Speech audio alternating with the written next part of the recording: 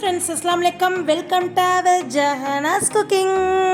நம்ம சேனலில் இன்றைக்கி சூப்பரான டேஸ்டியான உங்கள் கிட்ஸுங்களுக்கு ரொம்ப விரும்பி சாப்பிடக்கூடிய ஈஸி மெத்தடில் சிக்கன் 65 பிரியாணி தான் எப்படி செய்கிறதுன்னு இந்த வீடியோவில் பார்க்க போகிறோம். ஃப்ரெண்ட்ஸ், இது ஒன் டைம் நீங்கள் செஞ்சு சாப்பிட்டு பார்த்தீங்கன்னா அடுத்தடுத்து இப்படி தான் நீங்கள் செய்வீங்க. ஈஸி மெத்தட் கூட, பெரியவங்களும் சேர்ந்து சாப்பிட்லாம், ஹெல்த்தியும் கூட. வாங்க வீடியோக்குள்ளே போய் எப்படி செய்கிறதுன்னு பார்க்க ஆரம்பிக்கலாம்.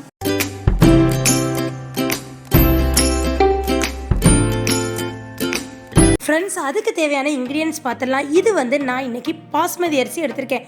நீங்கள் சீரக சம்பாவோட செஞ்சுக்கலாம். பிராண்ட் இந்தியா கேட்டு தாங்க நான் எப்போவுமே வாங்குவேன், அதில் டாபர். ஃப்ரெண்ட்ஸ், இப்போ பாருங்கள், இந்த ஒரு உலக்கில் ஒரு உலக்கு எடுத்திருக்கேன். ஃப்ரெண்ட்ஸ், அதை நல்லா அலசிட்டு ஊற வச்சுக்குவோம். பெரிய வெங்காயத்தில் 2 வெங்காயம் நீல வாக்கில் சீவி வச்சுருக்கேன். 2 தக்காளி நறுக்கி வச்சுருக்கேன். மல்லித்தலை, புதினா தலை, 2 பச்சை மிளகா, கொஞ்சோன்னு நம்ம சின்ன வெங்காயத்தை எடுத்து உரிச்சு வச்சுருக்கேன்.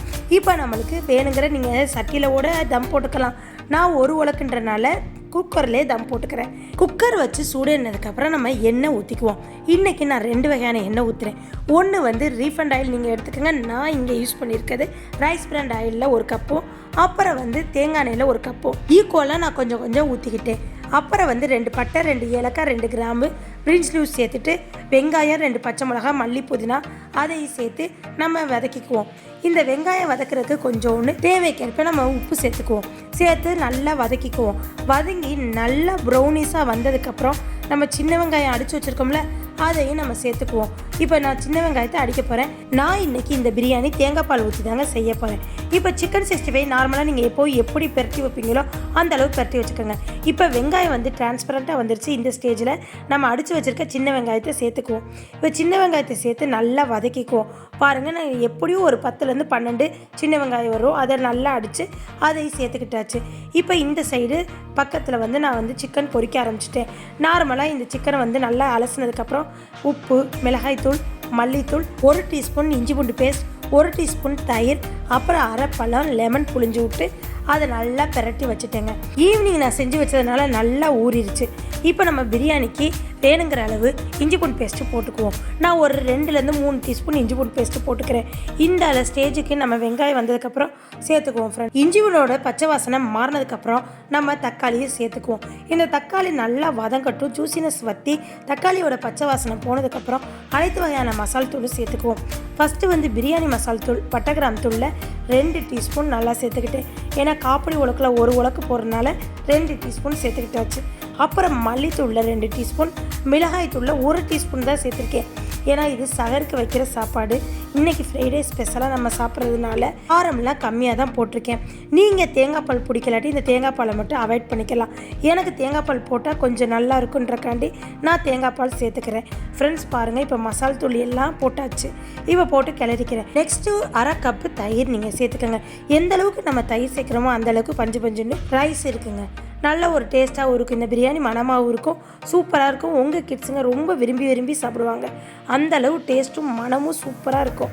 ஃப்ரெண்ட்ஸ், இப்போ பாருங்கள், நல்லா தயிர் போட்டு கிளறியாச்சு. கிண்டி முடிச்சதுக்கப்புறம் இப்போ தண்ணி அளந்து ஊற்றிடுவோம்.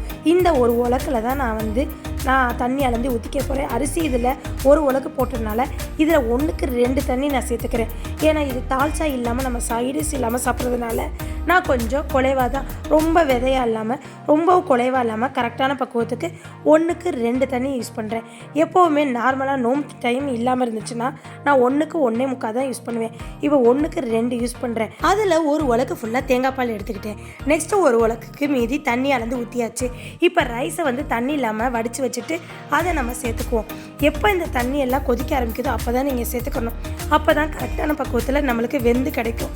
இப்போ லாஸ்ட்டாக ஃபைனலாக ஒரு அரை டீஸ்பூன் அரை பழம் புழிஞ்ச லெமன் நான் சேர்த்துக்கிட்டேன். அவ்வளோதான் ஃப்ரெண்ட்ஸ். இப்போ போடுற இன்க்ரீடியன்ஸ் எல்லாமே போட்டு முடிச்சாச்சு. இனி பிரியாணி தம் ஆனிச்சுன்னா லைட்டாக சோறும் தண்ணியும் பிறண்டு வர்றப்ப நம்ம சிக்கன் சேர்த்துக்குவோம்.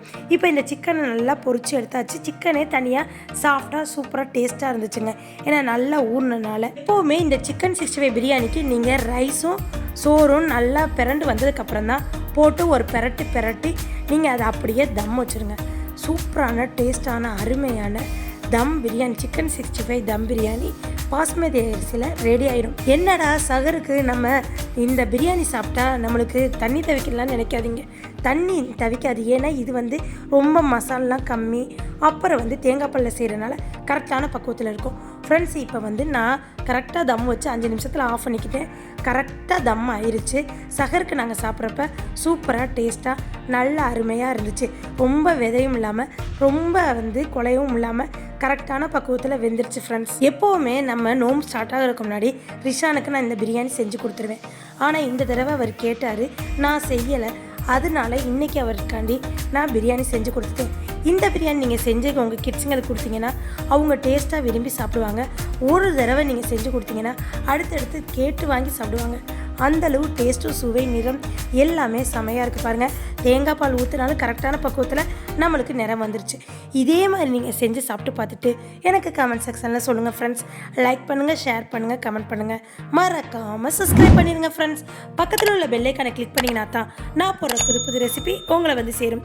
இதே போல் நெக்ஸ்ட் ஒரு அருமையான வீடியோவில் உங்களை வந்து சந்திக்கிற வரை எனக்காண்டி வெயிட் பண்ணுங்கள். நெக்ஸ்ட் வீடியோவில் பார்ப்போம். தேங்க்யூ மக்களே. அஸ்ஸலாமு அலைக்கும். பாய் பாய்.